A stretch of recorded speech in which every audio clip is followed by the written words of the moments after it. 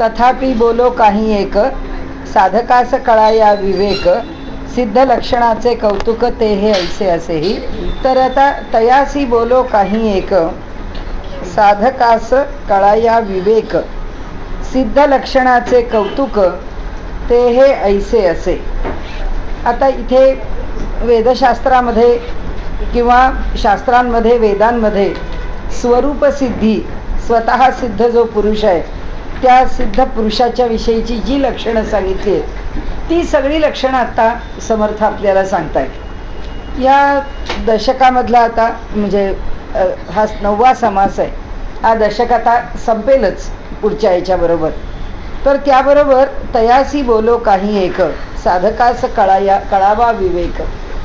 तर त्याच्याबद्दल जे काही सांगावं त्या सांगण्याचा लाभ कोणाला आहे? साधकाला आहे. सिद्ध लक्षणाचे कौतुक ते हे ऐसे असे की म्हणाले साधकाला विवेक कळावा, साधकाचं साधन उत्तम व्हावं हे जसं खरं, तसं आणखीन एक गोष्ट आहे की साधक हा साधक म्हणून प्रवास करत असतो आणि सिद्धीपर्यंत पोचतो. आणि हा सिद्ध पुरुष सुद्धा साधकासारखाच प्रवास करतो. तो काही आपण सिद्ध आहे हे दाखवत नाही किंवा आपली सिद्धी तो प्रकट करत नाही. तो आपल्या ठिकाणी सिद्ध असला तरी साधकासारखा व्यवहार करतो. आणि म्हणून त्यांनी म्हटलंय की साधकाला मार्गदर्शकच आहे. आता सिद्ध ओळखावा कसा हा एवढाच प्रश्न आहे. त्यामुळे अंतरस्थित स्वरूप झाली, पुढे काया कैसी वर्तली, जैसी स्वप्नीची नाथिली स्वप्न रचना. आता अंतरस्थिती स्वरूप झाली. त्या दिवशी आपण स्वरूपाबद्दल थोडं बघितलं की ही जी स्वरूप स्थिती आहे ती अंतरंगामध्ये पूर्णपणे मुरलेली आहे. म्हणजे अहंकाराची अत्यंतिक निवृत्ती होऊन तो ईश्वर स्वरूपाला प्राप्त झाला आहे. तर आता पुढे काया कैसी वर्तिली, असं जरी झालं तरी तो अजून इथे राहतोय ना, म्हणजे या जगात आहे. मग आता त्याच्या देहाचा व्यापार कसा होईल, तो कसा व्यवहार करील. जैसी स्वप्नीची नाथिली स्वप्न रचना. ज्याप्रमाणे स्वप्नामध्ये जे काही आम्हाला बघायला मिळतं ते जसं तिथेच तेवढं खरं वाटतं, डोळे उघडल्यावर काही त्याचं खरेपण शिल्लक राहत नाही, तसं म्हणाले हा फक्त तिथे व्यवहार करायचा तो करतो. रागवायला लागेल तर रागवेल, हिंडायला लागेल तर हिंडेल, भिक्षा मागायला लागेल तर भिक्षा मागेल, पडून राहायचं असेल पडून राहील. काय ईश्वर जी प्रेरणा देईल आणि ज्या परिस्थितीत ठेवेल त्या परिस्थितीत तो राहील. तथापि सिद्धांचे लक्षण काही करू निरूपण, जेणे बाणे अंतरखुण परमार्थाची. पुन्हा तेच की सिद्धाची लक्षणं आमच्या करतायत. ती कसे असतात सिद्ध पुरुष आम्हाला ओळखण्याकरता म्हणाले काही लक्षणं मी त्यांची आपल्या पुढे मांडतो. सदा स्वरूपानुसंधान, ते अखंड स्वरूपाच्या अनुसंधानात असतात. बाह्य व्यवहार करू दे पण बाह्य व्यवहारामध्ये ते रमत नाही, बाह्य व्यवहारामध्ये त्यांना रुची नाही. तर मग ते कुठे असतात? समर्थांनी त्यांच्या योग वासिष्ठात म्हटल्याप्रमाणे बहिस्त्यागी, बाहेर सगळं त्यागलेलं आहे आणि अंतरंगामध्ये सिद्धी आहे प्राप्त झालेली. आणि त्यामुळे अंतःसंगी बहिस्त्यागी किंवा बहिस्त्यागी अंतःसंगी कसंही म्हणा, की बाहेरचा व्यवहार व्यवहाराप्रमाणे करतो पण अंतरंगामध्ये मात्र त्या व्यवहाराचं कोणतंही त्याला लिप्तता नाही, त्याच्याविषयी मोह नाही. आणि म्हणून त्यांनी ज्याच्यावर हे भाष्य आहे त्यांनी म्हटलंय की हे राघव, मनकृतम कृतम, मनाने जे केलं आहे तेच केलं आहे, शरीराने केलं ते काय आहे. म्हणून इथे ते सांगतात की इथे त्याची क्रिया काय, पुढे काया कैसी वर्तली, त्याचं शरीर कसा व्यवहार करतं. तर शरीर कसा व्यवहार करतं ते सांगताना सांगतात सदा स्वरूपानुसंधान, हे मुख्य साधूचे लक्षण. त्याला स्वरूपाचं अनुसंधान आहे, स्वरूपाचं अनुसंधान ठेवतो हे त्याचं पहिलं लक्षण. म्हणजे हे कुणाकरता सांगितलं, हे साधूकरता पण सांगितलं समर्थांनी, की ज्यांनी काही आत्मानुभव घेतला आणि आत्मानुभवानंतर जर त्याला असं वाटायला लागलं की झालं आता काय, आता परमेश्वराचं दर्शन झालंय, आता मी व्यवहार करायला मुक्त आहे, म्हणजे कोणताही व्यवहार मी करू शकतो. तर ते म्हणतात तसं नाही. एकदा स्वरूपाचं अनुसंधान प्राप्त झालं की जन्मभर जोपर्यंत तो देह आहे तोपर्यंत तो स्वरूपाच्या अनुसंधानातच आहे. म्हणून त्यांनी पुढे म्हटलंय की हे प्राप्त होऊन सुद्धा मागे आलेले लोक काही कमी नसतात. कारण हे प्राप्त झाल्यावर सगळं जग सुखाचं दिसायला लागतं, लोकांच्या मध्ये मान सन्मान सगळा मिळायला लागतो, मग तोच बरा वाटायला लागतो, मग ती महंती बरी वाटते आणि अध्यात्म सुटून जातं. तर ते म्हणतात पहिलं लक्षण स्वरूपाचं अनुसंधान कधीच सुटत नाही, हे मुख्य साधूचे लक्षण. साधू सत्पुरुष आपली साधना कधीही सोडत नाही. जनी असो न आपण जना वेगळा, जगामध्ये व्यवहार करतो पण जगापेक्षा वेगळा असतो. स्वरूपी दृष्टी पडता तुटोनी गेली संसार चिंता. तिसरं लक्षण आहे स्वरूपाशी एकरूप झाल्यामुळे प्रपंचाविषयीचं त्याला आता कोणतं भय नाही, चिंता नाही. पुढे लागली ममता निरूपणाची. आणि आता त्याला आवड कशाची आहे? निरूपण करावं. निरूपण कशाचं? जे त्यांनी अनुभवलं आहे त्याचं. कारण असं आहे, पुस्तक वाचून सांगणारा काय निरूपण करणार? त्या पुस्तकात काय सांगितलं आहे त्याच्या आगे मागे इकडे तिकडे काहीतरी त्याला जे जमेल ते तो बिचारा धडपड करून सांगत असतो. पण ज्याला नेमका अनुभव आहे तो अनुभवी सत्पुरुष आपल्या अनुभवाच्या माध्यमातून सांगतो की अनुभव हा असा असतो. आता जसं विवेकानंदांनी सांगितलं की मला अनुभव द्या, तो अनुभव दिल्यानंतरच मी, म्हणजे रामकृष्णांना ते म्हणतात तुम्ही काय कार्य सांगाल ते नंतर, पण आधी मला त्या कार्याकरता तुम्हाला जो स्वरूप किंवा तुम्हाला जो परमात्मा, तुम्हाला जे ब्रह्माचं ज्ञान आहे ते ज्ञान मला तर करून द्या. तर म्हणाले ठीक आहे तुला करून देतो. त्याप्रमाणे त्यांनी जे समर्थांनी जे रामकृष्णांनी जे विवेकानंदांना ज्ञान करून दिलं ते म्हणाले हे मला आता झेपत नाही, हे मला सोसत नाही. कारण रामकृष्णांना माहिती आहे की तो पण अधिकार यावा लागतो. पहिल्यांदा दर्शन घडलं म्हणजे लगेच सगळं काही प्राप्त झालं असं नाही. ती जी अनुभूती आहे त्या अनुभूतीची कोळीक आहे.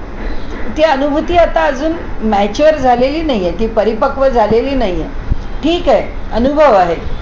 मग आता तो अनुभव पुन्हा पुन्हा येऊ लागला की अभ्यासाने दृढ होत जातो. त्या अनुभवाला सहजता येते. तो सहज झालेला अनुभव आहे, तो रोज तिथेच असतो असं नाही. रोज अनुभव एक वेगळं रूप धारण करतो. म्हणून तुकाराम महाराजांच्या अभंगांमधनं इतक्या वेगळ्या वेगळ्या प्रकारांनी परमात्म्याच्या स्वरूपाचं वर्णन आहे. कधी त्याच्यावर रागावून आहे, कधी त्याच्यावर प्रेमाने आहे, कधी तू मला ह्या स्थितीमध्ये का आणलंस म्हणून सुद्धा उद्वेग आहे. अनेक प्रकार आहेत. एक एक वृत्ती प्रकृतीच्या आश्रयाने अनुभव आहे. त्यामुळे प्रकृतीच्या आश्रयाने जी जी वृत्ती त्या ठिकाणी येते, शेवटी अनुभव तरी काय आहे? अनुभव तरी देहाचा कुठला तरी आश्रय तर आहेच. अगदी बुद्धीचा एवढासा का होईना आश्रय आहे. बुद्धीला देहाचा आश्रय आहे आणि त्यामुळे कशाच्या तरी आधारानेच तो अनुभव घ्यायचा आहे. देहाच्या पलीकडे जाऊन जरी अनुभव असला तरी पुन्हा देहातच राहायचं. तो अनुभव जरी देहाच्या अतीत असला तरी पुन्हा प्रकट त्या देहाच्या माध्यमातूनच होणार आहे.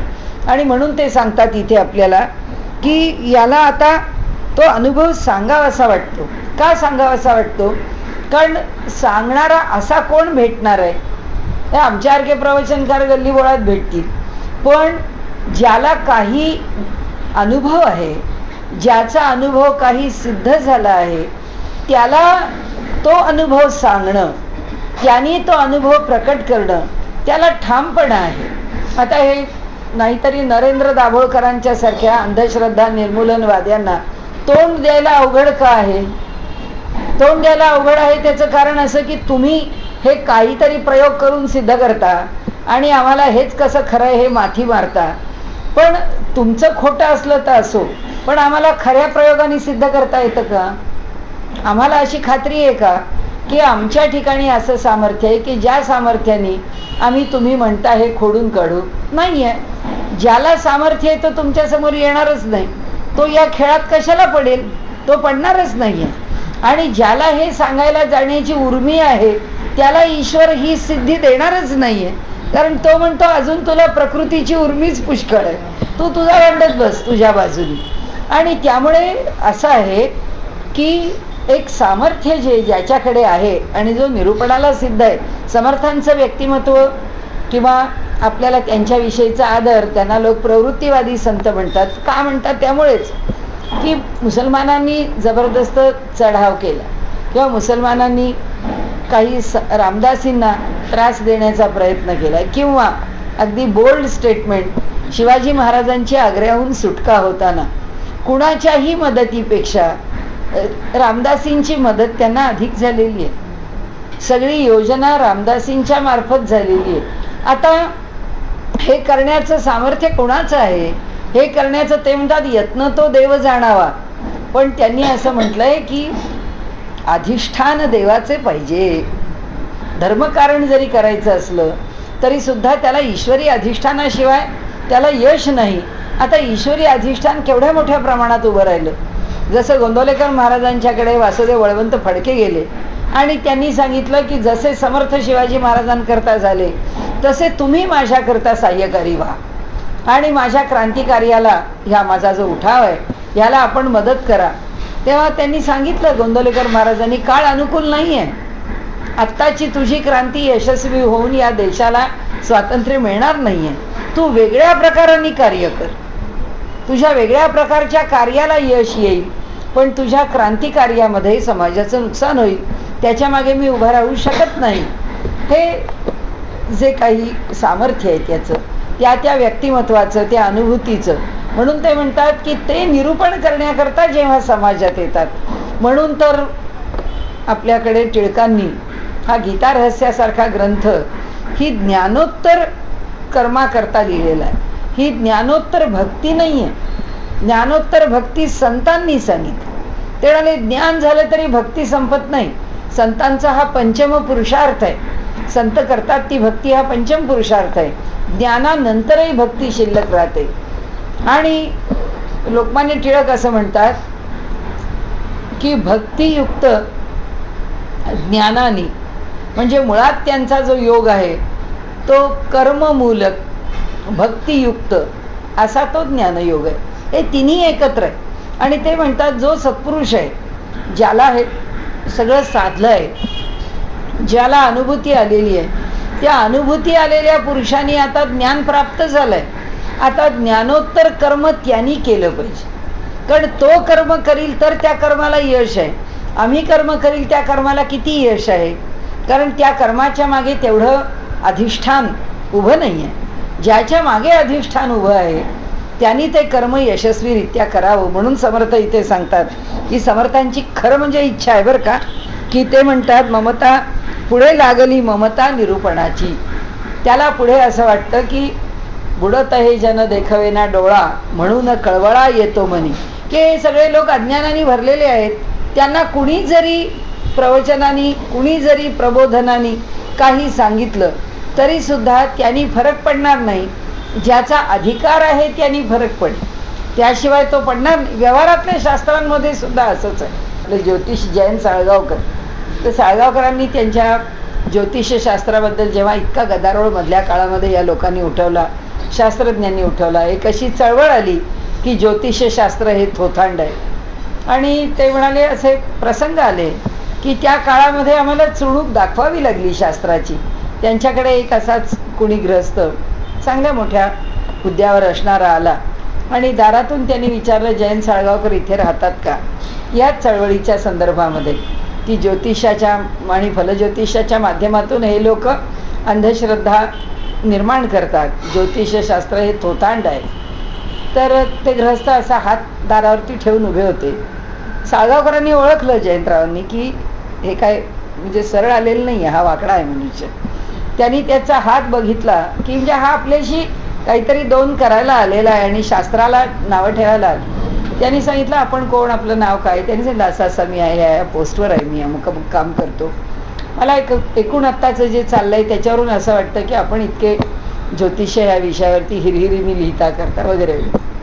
तर त्यांनी सांगितलं, हो लिहितो, माझी श्रद्धा आहे म्हणाले, माझा विश्वास आहे, म्हणून मी ज्योतिषाचं एवढं काम करतो. तर ते गृहस्थ म्हणाले, पण माझा विश्वास नाही. नसेल म्हणाले आपला विश्वास, त्यांनी काही फरक पडत नाही. फक्त एवढं सांगा म्हणाले, तुम्ही आत्ता जे काही एवढ्या सभ्यपणाने माझ्यासमोर उभे आहात, तुम्ही वयाच्या 24व्या वर्षी तुरुंगाची हवा खाऊन आलेले आहात. तुम्ही मूळ गुन्हेगार आहात. तो सरदच झाला. तो म्हणाले मी जरा आत येतो. मग तो आत आला. ते म्हणाले बसा. आणि म्हणाले मग तुम्हाला माझ्याबद्दल काय माहिती आहे? ते म्हणाले हे खरं आहे की खोटं आहे तेवढं सांगा. पण म्हणाले तुम्हाला कसं कळलं हे खरं आहे का खोटं आहे? ते म्हणाले तुम्ही हात ठेवला होता तर माझ्या दाराच्या चौकटीवर, तुमचा हात पाहिला आहे म्हणाले मी. तेव्हा साळगावकर आम्हाला असं म्हणाले की ते असं मी इकडे त्या श्रेयसमध्ये अशाच एका कार्यक्रमाकरता आम्ही जाणार होतो. त्या संदर्भात त्यांना बोलायचं होतं. थोडासा विषय असाच वादग्रस्त होता.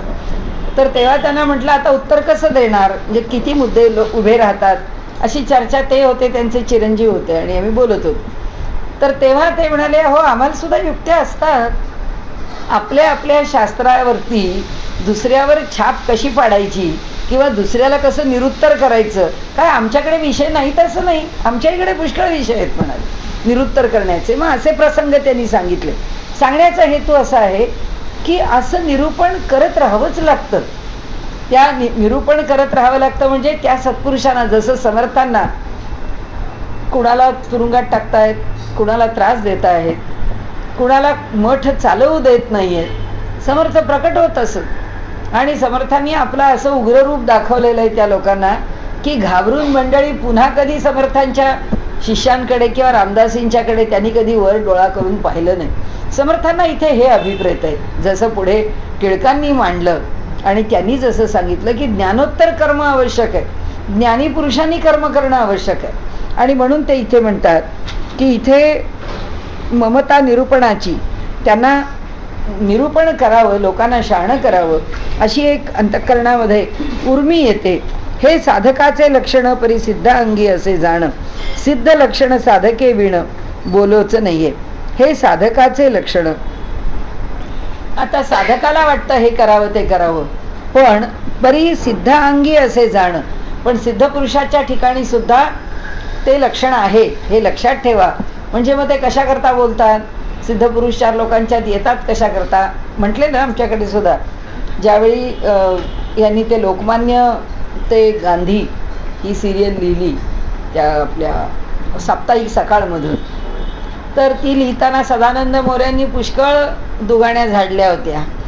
तर प्रत्येक वेळी त्यांना कळवलं की हा इतिहास खोटा आहे. अहो ते लोकमान्यांच्या पासून तुम्ही इतिहास खोटाच लिहायला लागलात, इथे खोटं आहे, इथे चूक आहे, इथे चूक आहे, असं कळवत कळवत हे पत्र लिहा ते पत्र लिहा. तिथे सदा डुमरे होते त्यावेळी संपादक, आता कोण आहेत मला माहीत नाही, पण त्यांनी कशाचीच दखल घेतली नाही किंवा असं पत्र आलं याला उत्तर देणार का, हे पत्र आलं याला तुम्ही पुढच्या, त्यांना काही उत्तराशी देणं घेणं नव्हतं. त्यांना त्यांचाच इतिहास लिहायचा होता. त्यामुळे त्यांनी तो इतिहास लिहिला. नंतर इथपर्यंत मी एक एक पत्र लिहित होते. शेवटी त्यांनी स्वामी वरदानंद त्या उत्तर काशीला बसून देवाची ध्यानधारणा करण्याऐवजी त्यांना हे नसते उद्योग करायला कुणी सांगितलंय असं लिहून त्यांनी त्यांच्यावर एक टीका करणारं लिहिलं. मग त्यांनाही 2 पानी टीका करणारं पत्र त्यांच्या इकडे पाठवून दिलं. पण आश्चर्य असं आहे की त्या पत्राला किमान त्यांनी प्रसिद्धी दिली त्या साप्ताहिक सकाळमध्ये, पण त्यातला बराच जेवढा तीव्र भाग आहे तो खोडून दिली, ते काही पुरतं दिलं नाही त्यांनी. तर सांगण्याचा हेतू असा आहे की यांना कोण सांगणार हो, कारण हे तुकारामांचे वंशज म्हणतात आणि तुकारामांचा इतिहासच यांना मान्य नाही. म्हणजे तुकारामांचा सिनेमा निघतो तर आमच्यासारखा 25 ठिकाणी बोलतो, आणि तुकारामांचा सिनेमा निघतो तर यांना काहीच वाटत नाही. म्हणजे यांना तुकारामांशी काहीच देणं घेणं नाही आहे. म्हणजे मी आत्ता नांदेडला गेले होते तेव्हा एक द्रौपदी 5 आर्यांचं चाक नावाचं द्रौपदीच्या चरित्रावरती एक पुस्तक निघालं. त्या जे नावापासून आणि त्या मुखपृष्ठापासून मला संताप आलेला होता.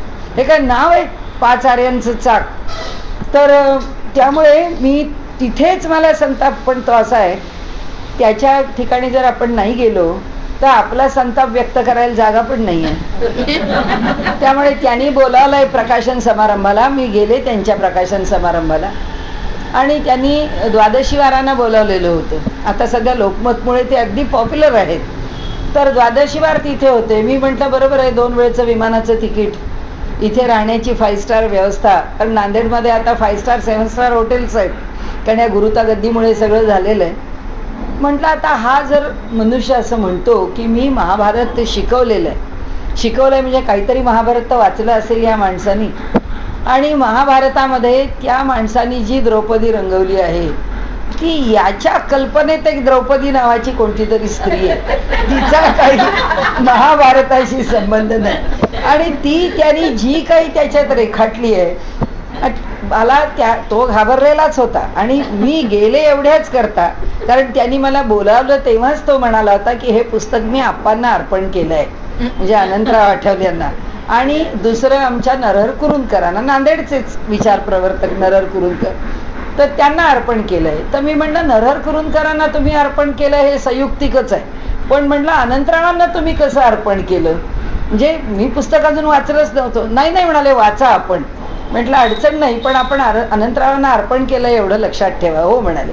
ते पुस्तक आल्यापासून रोज मला फोन, ताई वाचलं का, ताई वाचलं का. मी त्यांना शेवटपर्यंत सांगितलं मी अजून वाचलं नाही. मी गावाला, म्हणजे नांदेडला येण्याच्या आधी गावाला जायला निघेन त्यावेळी आदल्या दिवशी आणि प्रवासात मी वाचणार, कारण त्याला एवढंच हवं होतं की मी आत्ताच काय प्रतिक्रिया देते. तर त्यामुळे त्यांना ते गेले मी त्यांच्या कार्यक्रमाला गेल्यानंतर ते जसं महाभारतामध्ये सांगितलंय तसंच आहे. मला म्हणाले जेवायला या. म्हटलं नाही का हो. म्हणाले आपल्या कार्यक्रमाच्या लोकांना जेवायला बोलवलं. मी मनात म्हटलं की त्या महाभारतातच उत्तर दिलेलं आहे की कोण कोणाकडे जेवायला जातो. एक तर जो नडला आहे परिस्थितीनी तो दुसऱ्याकडे जेवायला जातो, आणि नाही तर ज्याचं दुसऱ्याविषयी प्रेम आहे तो त्याच्याकडे जेवायला जातो. म्हटलं माझं जेवणा वाचून नडलेलं नाहीये, कारण मला नांदेडात पुष्कळ नातेवाईक आहेत. आणि दुसरं तुम्ही लिहिलंय त्या लिखाणाबद्दल मी तर वाचण्यात टाकून दिलं, इतकं भयानक लिहिलेलं आहे. तर मी त्यांना म्हटलं की मला काही जमणार नाही यायला. तेव्हाच ते एक माणूस, दोन माणूस, तीन माणूस घरी सारखे पाठवत होते. या बाई एकूण काय आहेत, काय करणार आहेत, त्यांना अंदाज येईना. मग त्यांनी सांगितलं बाई तुम्हाला अर्धा तास वेळ दिलाय. म्हटलं हो बरोबर आहे. आणि मला जो समाचार घ्यायचा तो मी घेतला. मी त्यांना म्हटलं अहो तुम्हाला द्रौपदी नावाची कादंबरी लिहायची होती, किंवा 5 आऱ्यांची द्रौपदी नावाची कादंबरी लिहायची होती, सामाजिक लिहायची होती, काही अडचण नाही. म्हटलं इथे बारबाला काही कमी नाही आहे, कोणाच्याही चरित्रावरती तुम्हाला कादंबरी लिहिता आली असती. महाभारतातलं व्यक्तिमत्व घेतलं कशा करता. मी म्हटलं आज या कार्यक्रमाला मी उपस्थित आहे त्याचं कारण असं की आपल्याला अनंतरावांचे महाभारताच्या विषयीचे विचार माहिती आहेत, आणि आज या घडीला तरी भारतामध्ये त्या माणसांनी महाभारताचा अभ्यास करून जेवढं मोठं काम करून ठेवलंय तेवढं काम गीता प्रेसनी किंवा चौखंबानी किंवा उत्तरेत सुद्धा कोणी केलेलं नाही. त्यामुळे त्या कामाला तोड नाही. त्याची ती मतं जी आहेत ती निश्चित आहेत. हे सगळं असताना सुद्धा तुम्ही त्यांना, आणि स्वतःच आधीच सांगितलं, त्यांना असं वाटलं की या बाई जरा कडक होतील, त्यांनी सांगितलं मी अनंतरावांना अर्पण केलं, अनंतराव असेल तर माझा कानच धरला असता, ते म्हणले असते अशी कशी कादंबरी लिहिली. हे सगळं स्वतःच बोलून झालं तरी सुद्धा मी त्यांना म्हटलं की तुम्ही कादंबरी अर्पण केली हे ठीकच झालं. म्हटलं नरहर कुरुंदकरांना, कारण ते आपल्या विचारांच्या जवळ येतील. अनंतरावांना अर्पण केली हे म्हटलं मला एवढंच वाटतं की आपण त्यांना गुरुस्थानी मानलेलं आहे. म्हटलं प्रत्येक साधकाचा प्रवास पुष्कळ लांबलचक असतो. या जन्मातला प्रवास कदाचित आपला साधक म्हणून गुरूंच्या सन्निध जाणारा नसेल असं म्हणावं लागेल, कारण म्हटलं ज्यांना गुरु मानलं आहे त्यांच्या ठिकाणी साधक म्हणून प्रवास कसा व्हावा. कारण म्हटलं त्यांचं मतच जर आपल्याला मान्य नाही तर त्यांना गुरु म्हणून आपण कशाला मान्य करावं. म्हटलं दुसरं असं आहे की आपण माझा परिचय त्यांची शिष्या म्हणून करून दिला, त्यामुळे आता त्यांचं मत काय आहे हे मांडणं मला भाग आहे. पण फक्त म्हटलं मी प्रसंगावधान राखून हा आजचा कार्यक्रम म्हटलं आनंदाचा आहे. आपल्या पुस्तकाच्या प्रकाशनाचा समारंभ आहे, त्यामुळे आपल्याला फार बोलावं, फार त्रास द्यावा किंवा आपल्याला दुखवावं अशी माझी धारणा नाही. पण एकच गोष्ट आहे की इतिहासाला त्यांनी लिहिलंय माझ्या तर्कातून दिसलेली द्रौपदी. म्हटलं अहो इतिहासाला कोण तर्क लावणार. म्हटलं इतिहास आहे, तो तर्काने येत नाही. म्हटलं आपल्यासारखे लिखाण करणारे आमचे रवींद्र भट यांना जे उत्तर दिले तेच उत्तर म्हटलं मी आपल्याला देते. रवींद्र भटांनी भेदिले सूर्यमंडळा कादंबरी लिहिली, त्यात 2 प्रसंग असे घातले, ज्या प्रसंगावरती म्हटलं मी जे म्हटलंय की मी त्यांना एवढंच उत्तर दिलं त्यांच्या प्रकाशन समारंभामध्ये की अहो आपण समर्थांची कादंबरी लिहायला घेतली आणि त्यांचं चरित्र बाजूला करून आपल्या मनास येईल ते त्या ठिकाणी लिहिलं. म्हटलं आपल्याला त्यांच्या चरित्रातले जे अलौकिक प्रसंग घ्यायचे नसले तर आपण घेऊ नका, प्रश्न तो नाही आहे, नाही घेतल्याने काही बिघडत नाही. पण म्हटलं तुम्हाला जो तो प्रसंग घ्यायचा असेल तर तो जसा आहे तसा घेतला पाहिजे. समर्थ काही त्या प्रसंगाने मोठे होत नाही. चमत्कार केले म्हणून काही समर्थ पुष्कळ मोठं भाषण ते सोडून द्या. तर मी त्यांना म्हटलं मी तिथे जो तर्क सांगितला तो एकच, की म्हटलं असं आहे तर्क तर म्हटलं आम्हा लोकांना चांगला करता येतो. कारण म्हटलं आमच्या तत्वज्ञानामध्ये तर्काला पुष्कळ जागा आहे आणि युक्तिवादाने आम्ही अनेक विषय मांडत असतो. त्यामुळे आमच्याकडे युक्तिवाद भरपूर आहे. त्यामुळे आपल्याला सांगते म्हटलं मी, जितका आपल्या सगळ्यांच्या अंतःकरणामध्ये शिवाजी महाराजांविषयी आदर आहे तितकाच आदर मला आहे. आणि मला हिंदुत्वाचा अभिमान असल्यामुळे शिवाजी महाराजांच्या विषयी आपल्याहीपेक्षा जास्त आदर आहे असं म्हणून मी त्यांना म्हटलं. मी मात्र म्हटलं असं सांगितलं की शिवाजी महाराज हे मुत्सद्दी होते, राजकारणी होते. त्यांना हिंदवी स्वराज्याची स्थापना करायची होती. असा थोर मुत्सद्दी राजकारणी पुरुष तो अफझल खान त्या तुळजाभवानीची विटंबना करून प्रतापगडावर भेटायला येतो. त्याला काही शिवाजी महाराज भेटायला जातील? म्हटलं श्रेष्ठ राजकारणी पुरुष भेटणारच नाही. शिवाजी महाराजांनी तोतया शिवाजी पाठवला आणि त्या तोतया शिवाजीच्या तर्फे अफझल खानाचा वध करवला. म्हटलं हा प्रसंग मी बमो पुरंदऱ्यांना त्या सभेमध्ये सांगितलेला आहे. म्हटलं बमो पुरंदरे उभे राहिले, ते म्हणले वा असं कसं होईल? म्हणाले शिवाजी महाराजांनी अफझल खानाचा वध केलाय. म्हटलं तसंच आहे. म्हटलं समर्थांच्या बद्दल तुम्हाला काहीही लिहिताना तुम्ही आत्ता सांगितलं की थोडंसं त्यांनी वळवून घेतलं. म्हटलं आम्ही तर वळवलं पण नाही. आम्ही तर शिवाजी महाराजांच्या भूमिकेत जाऊन तर्क मांडला की 350 वर्षापूर्वी शिवाजी महाराजांची सेना काय, शिवाजी महाराजांची स्थिती काय, अफझल खानाचं बळ काय, शिवाजी महाराज त्यावेळी काय करतील, तर असंच करतील, दुसरं करणारच नाहीत. म्हटलं अहो पुरंदऱ्यांना म्हटलं मी सांगितलं की हे असं तर्कावर चालत नसतं. म्हटलं इतिहास हा तर्काने सुरू झाला तर शिवाजी महाराज हे त्यावेळी हिंदवी स्वराज्याची स्थापना करणारे शिवाजी महाराज नेहरूंच्या राज्यामध्ये 1956 साली हे गुंड होते आणि दरोडेखोर होते. तिथे इतिहास आला, तिथं ते हिंदवी स्वराज्याची स्थापना करणारे होते आणि आमच्या इतिहासाच्या पुस्तकामध्ये ते खुनी आणि दरोडेखोर होते. म्हटलं हे सगळं स्वतंत्र तर्क आहे. हा सगळा स्वतंत्र तर्क, सगळे चुपचाप तो गप्प बसला. म्हटलं इतिहासावरती कोणाचा तर्क चालत नाही, इतिहासाला कोणी वेठीला धरू नये. आपल्याला सांगण्याचा हेतू काय आहे की ही ज्या गोष्टी आहेत ना की सिद्धपुरुषांच्या ठिकाणी जे आहे लोक जे हे तुम्हाला मी काय सांगितलं, मला अत्यंत दुःख झालं, अत्यंत दुःख. मी फक्त तो प्रसंग तसा होता, माझ्या शेजारी सुधाकरराव डोईफोडे होते, पक्के सावरकरवादी आहेत. मी त्यांना म्हटलं तुम्हाला बोलायला पाहिजे, तुम्ही उत्तर द्या म्हटलं यांना. कारण त्यांना अध्यक्ष म्हणून आयत्यावेळी बोलावलं होतं. दुसरे कोणी एक जण येणार होते, ते आले नाहीत. ते म्हणले अध्यक्ष, ते म्हणाले मी बोलतो, तुम्ही काही काळजी करू नका म्हटले कल्याणीबाई. आणि त्यांनी सांगितलं, ते म्हणाले मला अध्यक्ष केलं कशा करता, ज्याला काही बोलू द्यायचं नाही त्याला म्हणाले हे लोक अध्यक्ष करतात. म्हणाले मला काही बोलू देणार नाहीत ग्रंथावरती, पण म्हणाले यांनी परिसंवाद आयोजित करावा म्हणजे मला माझी मतं मांडता येतील असं त्यांनी. आणि त्यांनी 4-2 गोष्टी त्यांना चांगल्या सुनावल्या. चांगल्याचा हेतू असा आहे की त्यावेळी काही गोष्टी बोलणं म्हणजे मला माझा पूर्ण निषेध मी त्यांना एका वाक्यात फक्त प्रकट केला, मी जास्त बोलले नाही. मी म्हटलं चाक आणि चाकाचं कार्य कसं चालतं याचा म्हटलं देवीदासराव फुलारींनी फारसा विचार केलेला नसावा. म्हटलं चाक आर्यांवर फिरत नाही, चाक आसाभोवती फिरतं आणि चाक स्वतः फिरतं. ते ज्या आर्या आहेत ते फक्त त्याचे आधार आहेत. त्यामुळे म्हटलं तुम्ही हे जे 5 आर्यांचं चाक, त्याचा डंख मला कळलेला आहे, फक्त त्याचा उच्चार मला इथे करायचा नाही आहे, एवढं मी त्यांना सांगून टाकलं. म्हटलं मला हे पटलेलंच नाही आहे. तो मनुष्य त्या दिवशी नंतर त्यांनी मला तोंडच दाखवलं. कार्यक्रमानंतर बाई चहा घ्या नाही, पाणी घ्या नाही, काहीही न करता त्यांनी मला पाठवून दिलं. इथे त्यांनी जे म्हटलंय ना की सिद्ध पुरुषांचा धाक आहे. आप्पा असताना काय हिंमत होती या माणसाची बोलायची. ते पुस्तक छापलं गेलंय म्हटल्याबरोबर ते पुस्तक घेऊन आप्पांनी त्याला चांगलं ऐकवलं असतं. आमच्या शेषराव मोऱ्यांचं पुस्तक सुद्धा मुस्लिमपणाचा शोध जेव्हा आलं तेव्हा ते पुस्तक सुद्धा आम्ही आधी वाचलंय. आणि ते वाचताना जे म्हणून ऑब्जेक्शनेबल गोष्टी आहेत त्या सगळ्या त्याच्यातून बाजूला केल्या. आणि मी त्या ठिकाणी एक गोष्ट, आता आता विषय खूप कुठेतरी जातो. पण द्रौपदीच्या ठिकाणी हे 5 आर्यांचं चाक काय, हे मला म्हणजे न कळणारी अगदी पलीकडची गोष्ट आहे.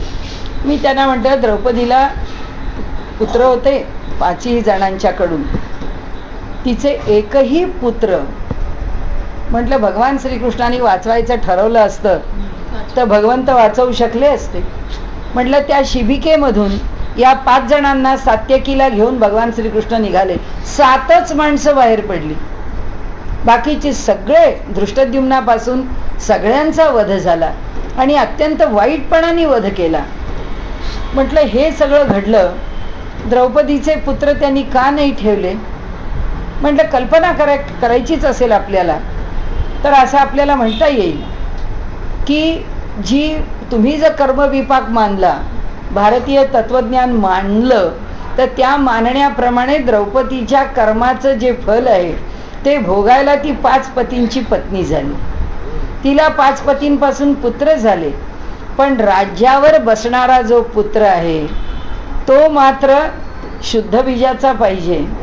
ही जी धारणा आहे त्या धारणेने म्हटलं सुभद्रेचा पुत्र बसला. म्हटलं हे धर्मशास्त्राचा विचार करता ही अडचणच भगवंतानी ठेवली नाही. म्हटलं तुम्ही मात्र कल्पनाविलास असा केला आहे की भगवंताची बहीण द्रौपदी आहे आणि म्हणून श्रीकृष्णाने राजकारण केलं की आपल्या बहिणीचा मुलगा राज्यावर बसायचा, म्हणून 5 पांडवांना जवळ केलं आणि आपल्या बहिणीच्या मुलाला राज्य दिलं. अहो म्हटलं कल्पना करताना तरी कल्पना विलास तरी जरा बरा करा. सांगण्याचा हेतू असा आपल्याला की सगळं इतकं भयंकर आहे. या सिद्ध पुरुषांनी जर नाही बोललं ना तर बोलायला दुसरं कोणी नाहीच आहे ह्या धर्माच्या बाजूने उभं राहायला. आणि म्हणून समर्थ इथे सांगतात की समर्थांचं सगळं चरित्र जर आपण बघितलं तर त्यात त्यांनी म्हटलं हा सिद्ध पुरुष सुद्धा साधकासारखा वागतो. हा सिद्ध पुरुष, लोकांना असं वाटतं ते प्रवृत्तीपर संत आहेत की इतकं समर्थांना बारीक सारीक व्यवहाराच्या गोष्टीमध्ये रुची आहे. त्यांना कशाला रुची आहे? ते वैराग्याने परिपूर्ण असणारे संत आहेत. पण तरी सुद्धा हा समाज असा वेडा राहू नये, अडाणी राहू नये, आळशी राहू नये, दुर्बल राहू नये आणि अशिक्षित राहू नये याच्याकरता समर्थांनी जंग पछाडला. त्यांना अज्ञानाची जी चीड त्यांनी व्यक्त केली आहे त्यांच्या इतकी चीड तर कुणी व्यक्त केली नसेल. तर सांगायचं इथे असं की सिद्ध लक्षण साधके विण बोलोच नये. म्हणाले सिद्धांची जी लक्षणं आहेत तो साधक आहे हे एकदा धरल्याशिवाय किंवा हे स्वीकारल्याशिवाय पुढे बोलूच नये. सिद्ध पुरुष हा आधी पहिल्यांदा साधक आहे आणि मग तो सिद्ध पुरुष आहे आणि त्याची साधना कधीच सुटत नाही. म्हणून हे साधकाचे लक्षण परी सिद्धांगी असे जाणं. कोणतं? तर ममता निरूपणाची असे जाणं. सिद्ध लक्षण साधके विण बोलोच नये. साधने विण बोलू नये असा पण एक दुसरा अर्थ. कारण भाषा त्यांची जास्त व्याकरण शुद्ध नसल्यामुळे तिचे अर्थ वेगवेगळ्या प्रकाराने करता येतात. एक तर त्यांचं साधकपण सोडून बोलूच नये किंवा साधने शिवाय बोलू नये किंवा साधका करता सिद्ध लक्षण साधके विण बोलोच नये. म्हणजे साधकाच्या ठिकाणीच त्या सिद्ध लक्षणांना जाणण्याचा अधिकार आहे असं अनेक अंगाने घेता येईल. बाह्य साधकाचे परी आणि स्वरूपाकार अंतरी. त्यांचं बाह्य साधकाप्रमाणे आणि अंतरंग मात्र स्वरूपाकार आहे.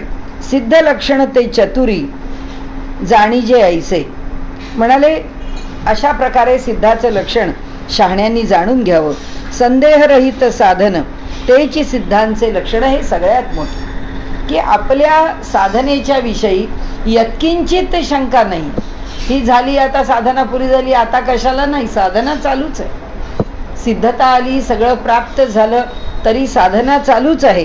संदेहरहित साधन तेची सिद्धांचे लक्षण की सिद्ध सत्पुरुष आहेत ते साधनेच्या विषयी कधीही संदेह ठेवत नाही की अहो इतकं केलं अजून काही मिळालं नाही, करत राहा, इतकं केलं मिळालं नाही, करत राहा. अनेक कथा आहेत पण आपण आता इतकं आधी या विषयाच्या बाजूला जाऊन बोललो त्यामुळे आता ह्याच्यावर कथा नको. अंतर्बाह्य समाधान चळेना ऐसे. म्हणाले आत आणि बाहेर ज्यांचं समाधान नष्ट होत नाही. अंतरंगात समाधानी जसे राहतात तसे ते बहिरंगात पण समाधानी आहेत. म्हणजे बाहेरच्या व्यवहारामध्ये सुद्धा कुणी काही केलं हे आपल्या विरुद्ध गेलं, राग आला. हे आपल्या मनाच्याप्रमाणे घडलं नाही, राग आला. म्हणाले व्यक्तिगत पातळीवरती सुख दुःख रागद्वेष त्यांना नाहीये. आमच्याकडे आज कसं झालंय की आमच्या प्रत्येकाच्या ठिकाणी एक थोर माणसं आपल्याला सांगतात तेव्हा ते आपल्याला हा एकच उपदेश करतात की तुम्ही वैयक्तिक मानापमानाच्या बाबतीमध्ये फार जागरूक आहे आणि सामाजिक पातळीवरच्या मानापमानाच्या बाबतीमध्ये आम्ही बोथट आहे. आम्हाला आमच्या समाजाला काही कोणी बोललं आम्हाला काही वाटत नाही. आमच्या स्त्रियांचे अपमान झाले. आता ह्या एवढ्या स्त्रियांच्या कार्य करणाऱ्या संस्था आहेत, त्या पोलीस स्त्रियांच्या अंगावरच्या वस्त्रांना हे करून त्यांना जे त्यांची बेअब्रू करायचा प्रयत्न केला, अशा किती स्त्री संस्था एकत्र आल्या आणि त्यांनी मोर्चे काढले हो, काही वाटत नाही. मासिकावर कोणतीही चित्र येतात, काही वाटत नाही. टीव्हीवरती काय वाटेल ते दाखवतात, काही वाटत नाही. उलट आहे.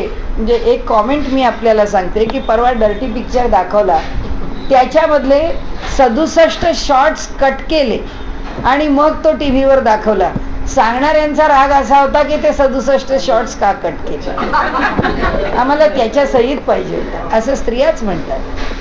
कोणी स्त्रियांनी त्या विद्या बालनवरती प्रेशर आणलेलं नाही की बाई हे कशा करता हे रोल्स, की असेल कोणी सिल्क स्मिता करायचंय काय त्याच्याशी.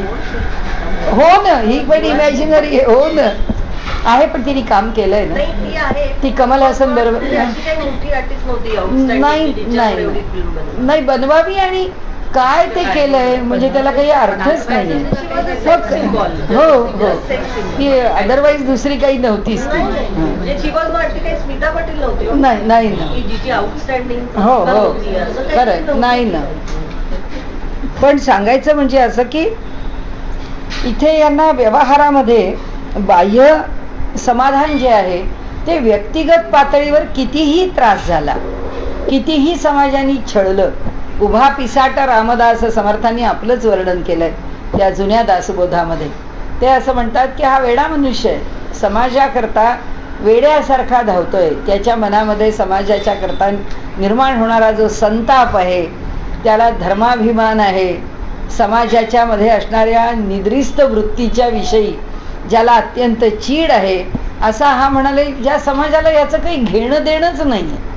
म्हणजे समाजाला मार्गदर्शन करणारा त्यावेळेचा दशग्रंथी ब्राह्मण, त्यावेळेचा उत्तम वेदध्ययन केलेला ब्राह्मण, तो सुद्धा धर्मांतर करून मुसलमान होतो आणि मुसलमान होऊन हिंदू धर्मावरती अनेक आक्षेप उभे करतो, कारण त्याला सगळंच माहिती आहे हिंदू धर्माचं. आणि म्हणून हिंदूंनी मुसलमान व्हावं, मुसलमानांची 4 तत्व समजून घ्यावीत आणि हिंदूंच्यावरतीच पुन्हा हल्ला करावा. ही जी स्थिती आहे, या स्थितीला काय म्हणावं, कारण वैयक्तिक स्वार्थ याच्यापेक्षा दुसरं काहीही नाही. माणसाची जी कृती आहे ती कुठल्या ना कुठल्या तरी स्वार्थाने बरबटल्याशिवाय मनुष्य असे व्यवहारच करतो. ज्याला स्वार्थच नाही त्याला काय घेणं आहे. आणि म्हणून ते म्हणतात सिद्ध पुरुषाला की याच्या बाबतीत कोणी विचारलं काय न विचारलं काय. आपण अनेक वेळा ती गोष्ट बोललो असू की नाभादासाच्याकडे तुलसीदासांना बोलावलं. तुलसीदासांना त्यांनी सांगितलं वृंदावनला या माझ्याकडे आणि मोठा लंगर आहे, मोठा उत्सव आहे, त्याच्यामध्ये आपण भोजन प्रसादाला या. तुलसीदास गेले. आधीचा प्रसंग मुद्दाम सांगत नाही. गेले तर पुष्कळ गर्दी. नाभादासांना राग आला होता, कारण आधी तुलसीदास म्हणाले होते की या वृंदावनामध्ये कुठे रामाचं देऊळ नाही आणि म्हणाले मी कृष्णाला नमस्कार करणार नाही. म्हणाले तुलसीदास तब नमय धनुष्यबाण लोहात, हातामध्ये धनुष्यबाण घेतले तर हा तुलसी नमेल, म्हणजे नमस्कार करेल, नाही तर काही करणार नाही. म्हणाले ह्याला इतकं आहे का त्या रामाचं आणि आमच्या कृष्णाच्या विषयी इतकं मनामध्ये अनादर आहे का. तर त्यांनी लक्ष दिलं नाही. सगळ्या पंक्तीच्या पंक्ती बसल्या होत्या. आता जागा नाही. शेवटी त्यांनी पाहिलं आता पंगत बसली आहे, तर एका कोपऱ्यात जिथे सगळ्यांनी जोडे काढले होते त्या पंक्तीचं जे टोक होतं तिथे बसले तुलसीदास जेवायला. नाभादासांनी लक्ष दिलं नाही. वाढायला आले तरी त्यांच्या पानाकडे कोण बसलाय हे पाहिलं नाही. तुलसीदासांना त्याच्याशी काहीच पडलं नाही. नंतर ते वाढून गेले. नंतर खीर वाढायला आले, तर खीर वाढायला त्यांना द्रोण दिलेलं नव्हता, प्यायला पाणी काही भांडं दिलेलं नव्हतं. तर आता ती खीर कशात वाढायची. तर सगळ्यांना त्या द्रोणांमधनं वाढत होते. तर तुलसीदासांनी तिथला जोडा उचलला आणि आपल्या ताटात ठेवला आणि म्हणाले या जोड्यात वाढा. नाभादासांनी हातातलं खिरीचं पातेलं खाली ठेवलं आणि त्यांना तिथे साष्टांग दंडवत घातला. ते म्हणाले की मी तुम्हाला ओळखलं नाही म्हणाले, की ज्याच्या ठिकाणी सगळं साम्यावस्थेला आलेलं आहे त्याला जोड्यातनं खीर काय, त्याला उपेक्षा केली काय, त्याला द्रोणातनं खीर काय, काही फरक पडत नाही. म्हणाले ही ज्याची स्थिती आहे ती स्थिती मी ओळखली नाही आणि मी तुमच्याशी अभिमान केला, गर्व केला. तर सांगायचं असं की ह्या सिद्ध पुरुषांच्या ठिकाणची जी बाहेरची वृत्ती आहे ती पूर्ण समाधानी आहे. आणि म्हणून ते सांगतात अंतर्बाह्य समाधान चळे नाहीसे, अचल झाली अंतरस्थिती. कारण अंतरंग एकदम स्थिर आहे आणि स्थिर कशावरती आहे, त्या स्वरूपाच्या ठिकाणी. या जगाशी त्यांना काही घेणं देणं नाही, या जगातून त्यांना काही मिळवायचं नाही आणि त्यामुळे अचळ झाली अंतस्थिती तेणे चलनास कैती कैसी गती. त्यामुळे चलन म्हणजे अस्थिर होणं, मन चंचल होणं, क्रिया करताना माणसाला स्थैर्य न राहणं. या चळणा एका शब्दात त्यांनी सगळं घालून टाकलं. वासना चळणं, वृत्ती चळणं, इच्छा आकांक्षा चळणं, देहाची चळणा, बुद्धीचं चालन, गतिमान होणं आता होतच नाही म्हणाले, काहीच गतिमान होत नाही. स्वरूपी लागली वृत्ती स्वरूपाची झाली, मग तो चळताच अचळ, चंचळपणे निश्चळ, निश्चळ असोन चंचळ देह त्याचा. आता हे सगळं सांगितल्यावर आता त्याचं सांगितलं की मग तो चळताच अचळ, म्हणजे तो कार्य करत असला तरी तो स्थिरच आहे, त्याच्या स्थैर्यात काही फरक पडत नाही. समर्थांच्या सारखे सारं भारत भ्रमण 12 वर्ष करत राहिले, पुन्हा पुन्हा पुन्हा पुन्हा त्या स्थानावर येऊन गेले आणि ते भ्रमण करत राहिले, चळताच अचळ. पण त्यांची वृत्ती स्थिर होती, त्यांना एकच बघायचं होतं की हा संबंध भारतभराची स्थिती काय आहे आणि मला जे कार्य करायचंय त्या कार्याला अनुकूल प्रदेश कुठे आहे. त्यामुळे त्यांनी ते कृष्णेचं खोरं निवडलं की हा प्रदेश आपल्याला अनुकूल आहे, या ठिकाणी आपल्याला कार्य करायचंय. चंचळपणे निश्चळ, इतका वेगवान कार्य करणारा. शंकराचार्यांनी 3 वेळा भारत पालथा घातलेला आहे, 32व्या वर्षी समाधी घेतलेली. एवढ्या काळात 3 वेळा भारत चालत कसा पालथा घातला असेल. पण म्हणाले निश्चळ असो न चंचळ, आपल्या ठिकाणी पूर्ण निश्चलता प्राप्त झालेली असताना सुद्धा लोककार्य कसं करावं याकरता त्यांना जे काही कृती करावी लागते ते सदानंद मोऱ्यांना उत्तर दिलं की अहो त्या उत्तरकाशीला बसलं म्हणजे काय, तुमच्या मते तुम्हाला अजून काहीच प्राप्त नाही आहे म्हणून तुम्ही प्राप्त करा सांगताय. अहो ते सगळे सिद्ध पुरुष आहेत, त्यांना काय प्राप्त करायचंय, त्यांना आता दिवस 4 खेळीमेळी आहे. तुकाराम महाराजांनी सांगितलं असं की आता काही नाही, जेवढे दिवस देह ठेवायचा आहे तेवढे दिवस राहायचं आहे ते लोककल्याणाकरताच राहायचंय, उरलं उपकारापुरता. तुकाराम महाराज म्हणतात मी काही माझ्याकरता राहिलो नाहीये, उपकाराकरताच राहिलेलो आहे. म्हणून स्वरूपी स्वरूपाची झाला, स्वरूपाच्या ठिकाणी हा स्वतः स्वरूप होऊन राहिला. मग तो पडोनीच राहिला अथवा उठोनी पळाला तरी चळेना. म्हणाला एखादा आहे एकांतवास स्वीकारून निघून जातो तरी फरक पडत नाही, एखादा पांडुरंग शास्त्री आठवल्यांच्या सारखा लोकांच्या मध्ये कार्य करत राहतो तरी फरक पडत नाही, कार्य केलं तरी फरक पडत नाही, कार्य केलं नाही तरी फरक पडत नाही. येणे कारण अंतरस्थिती, अंतरीच पाहिजे निवृत्ती. याचं कारण एकच आहे, लांब राहिला तरी अंतरंगात शांतच आहे आणि लोकांच्यात वावरत राहिला तरी अंतरंगात शांतच आहे. अंतर लागले भगवंती तोची साधू, बाह्य भलतैसे असावे परी अंतरस्वरूपी लागावे, लक्षणे दिसती स्वभावे साधू अंगी. बाह्य भलतैसे कसंही असावं, एखादा वैभवात असतो, एखादा दारिद्र्यात असतो, त्याच्यावर आम्ही टिप्पण्या करतो की तुकाराम महाराजांना एवढं दारिद्र्य कशा करतात, त्यांच्या मुलाबाळांची ही परवड कशा करतात, मग नाथ महाराजांच्या घरी एवढं वैभव होतं ते कशा करता का नाही म्हणून. त्यांच्याकडे रोजचं वैभवच होतं. समर्थांच्या पंचकामध्ये साधू पुरुष असे होते की जे राजयोगीच होते, अत्यंत संपन्न होते, मग त्यांना का नाही म्हणत की ही संपन्नता का म्हणून. म्हणाले बाह्य कसंही असलं परी अंतर स्वरूपी लागावे, पण अंतरंग जे आहे ते मात्र स्वरूपाच्या ठिकाणी असावं. लक्षणे दिसती स्वभावे साधू अंगी, ही लक्षणं त्यांच्या ठिकाणी दिसतात. राजी बैसता अवलिळा, असा कोणीतरी एकदा XYZ जर समजा राज्यावर बसला, अगदी सामान्य बिचारा, अधिकारी नाही, तरी अंगी बाणे राजकळा, तरी सुद्धा एकदा राज्यावर बसला की आपण बघतो ना मंत्र्यांचा मेकओव्हर होतो, पण किती होतो. अगदी आमच्या सगळे नरसिंहरावांपासून आम्ही पाहत आलो. सगळे बदलतात, सगळे बदलतात. ते पंतप्रधान या पदार्थ काय आपल्याला माहित नाही. एक महिन्यात 2 महिन्यात 10 वर्षांनी लहान दिसायला लागतात. म्हणाले इथे ती कळा यांच्यावरती आल्याशिवाय राहत नाही. आणि अंगी बाणे राजकळा स्वरूपी लागता जिव्हाळा लक्षणे बाणती. म्हणाले का त्यांच्या ठिकाणी ही लक्षणं प्रकट होतात साधूंची? कारण ते स्वरूपाच्या ठिकाणी पोचल्यावर त्या स्वरूपाची जी लक्षणं आहेत ती त्यांच्या ठिकाणी प्रकट होतात.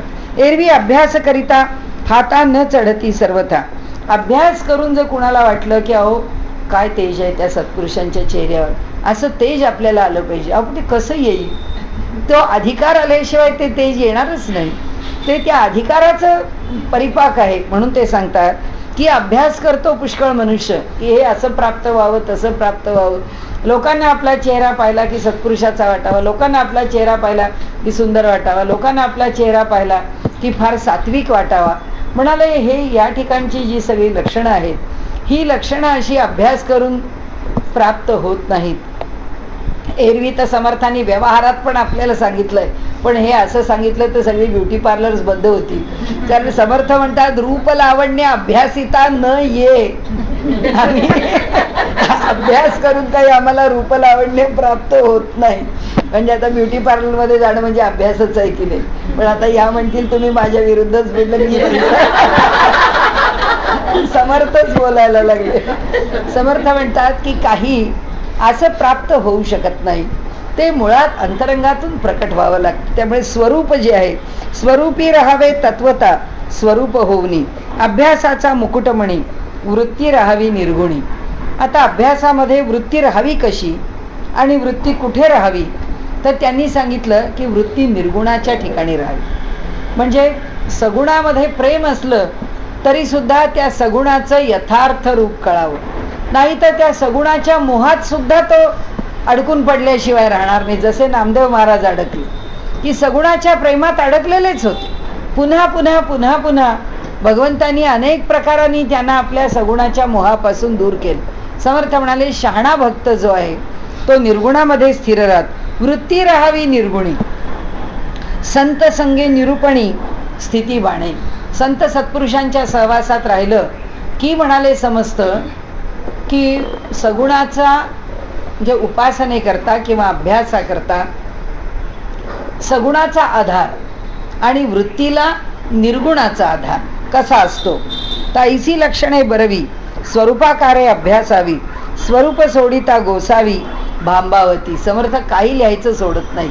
समर्थांनी म्हटलं की ज्यांना त्या पदावर जायला मिळालं आणि तिथे गेल्यावर मग हे बाकीचं जग बरं वाटायला लागलं, त्याबरोबर म्हणाले स्वरूपाच्या ठिकाणी असणारा तो साधू वरून खाली आल्याशिवाय राहत नाही. भांबावती इतका त्यांनी ज्याला काय म्हणू आपण अत्यंत सभ्य, चपखल तर आहे, सभ्य शब्दात वर्णन केलेलं आहे. म्हणजे तो भांबावून जातो. आता काय व्यवहार करावा?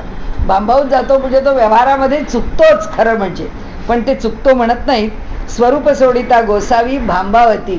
मग पैशाच्या मागे लागतात, मग काय साधन सामुग्रीच्या मागे लागतात, कीर्तीच्या मागे लागतात. किती किती करतील आपल्याला काही सांगता येत नाही.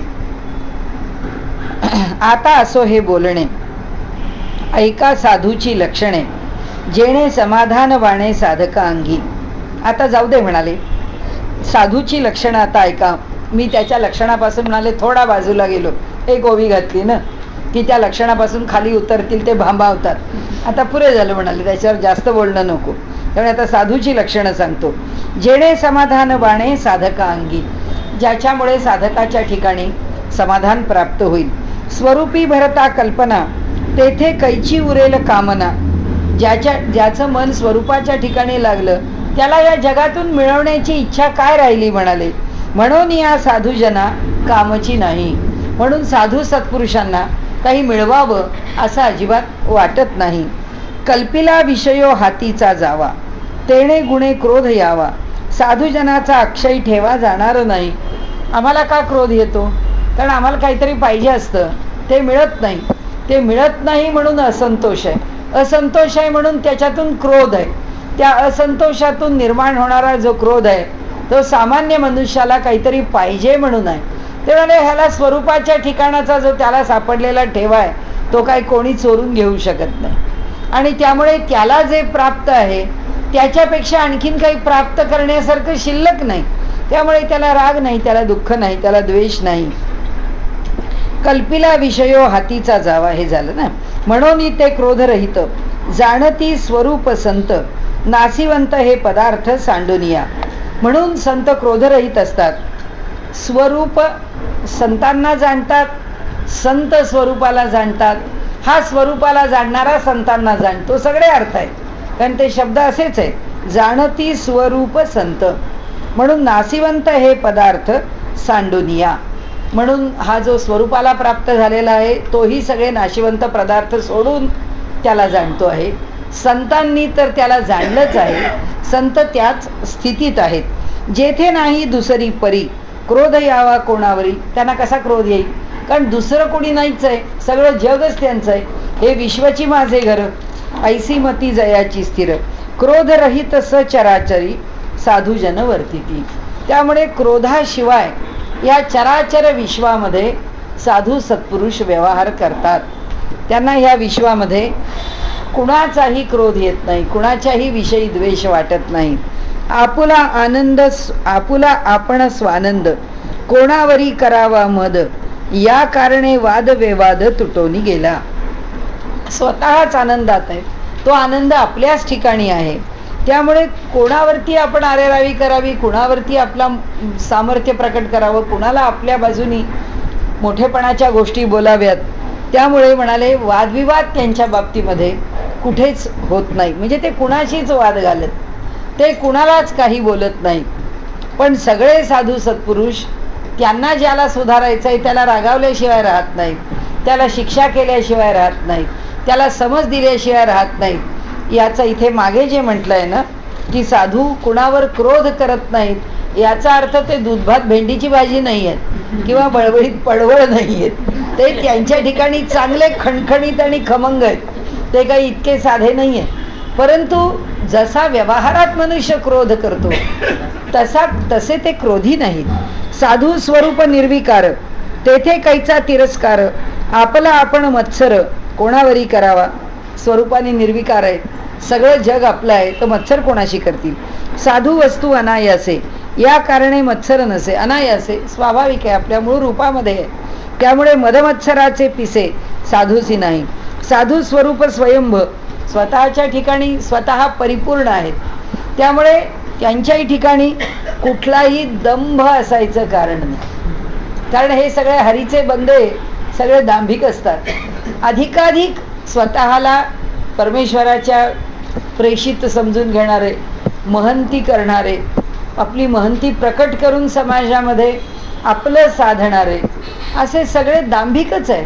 कारण वरून साधू सत्पुरुष असल्याचं आव आणून अंतरंगामध्ये मात्र सगळं मला मिळालं पाहिजे ही ज्याची धारणा आहे तो दांभिकच आहे.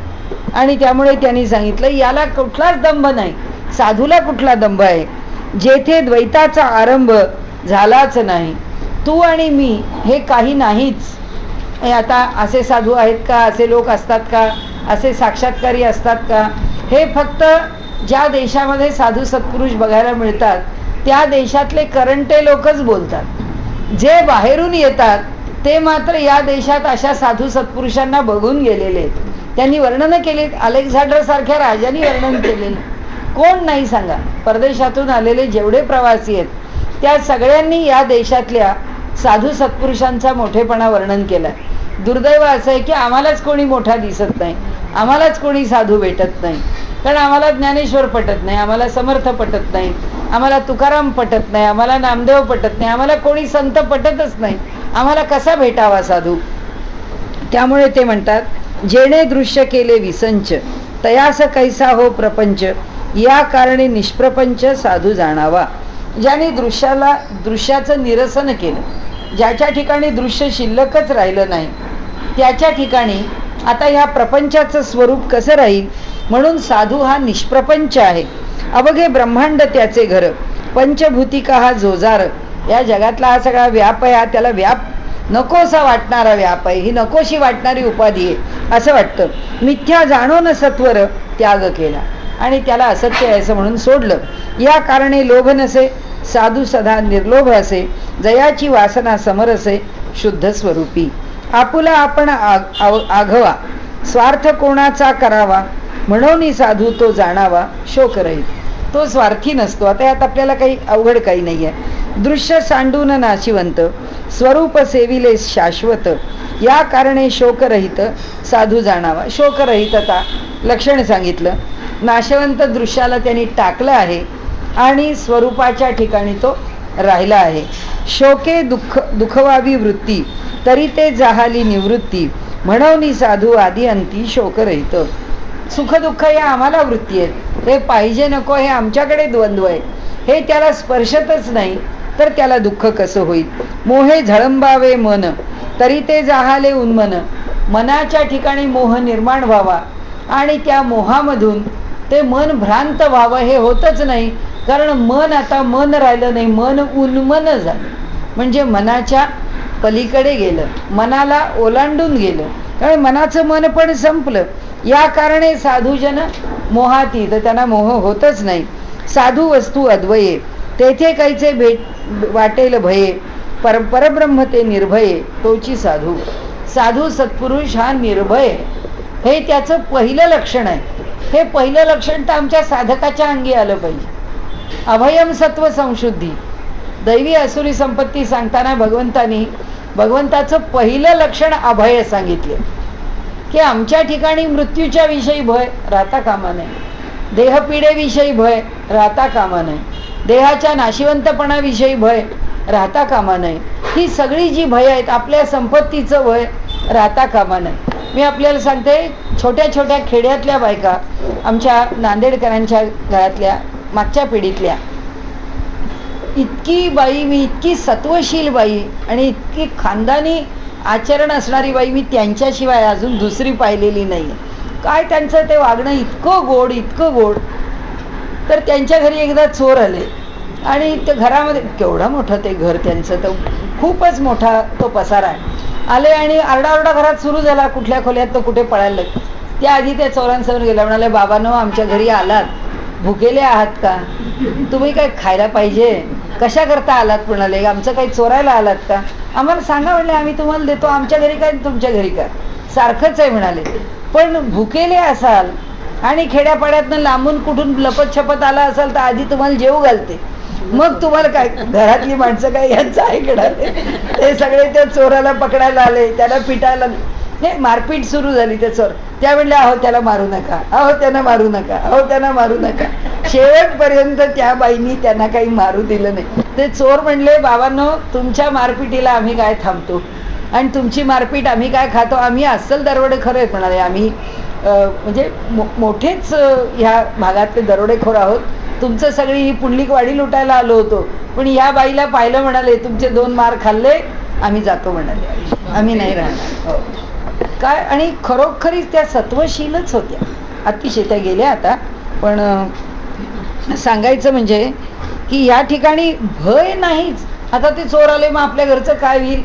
त्या म्हणल्या, बाबांनो काही नाही तर माझ्या अंगावरचं देते काढून, त्याला काय आहे, तुमच्या घरी काय, माझ्या घरी काय. इतकी ती बाई साधी, त्यांना काहीच नाही, कशाचंच काही नाही, कशाचंच काही नाही. आणि म्हणून ते म्हणाले, हे भयच नाही की ही माझी वस्तू आहे, मला सांभाळायची. ठीक आहे, आत्तापर्यंत माझी वस्तू होती, आता त्याला इच्छा निर्माण झाली आपल्या वस्तूची, जाऊ दे घेऊन त्याला, आता त्याच्याकडे राहील, आतापर्यंत आपल्याकडे राहिली.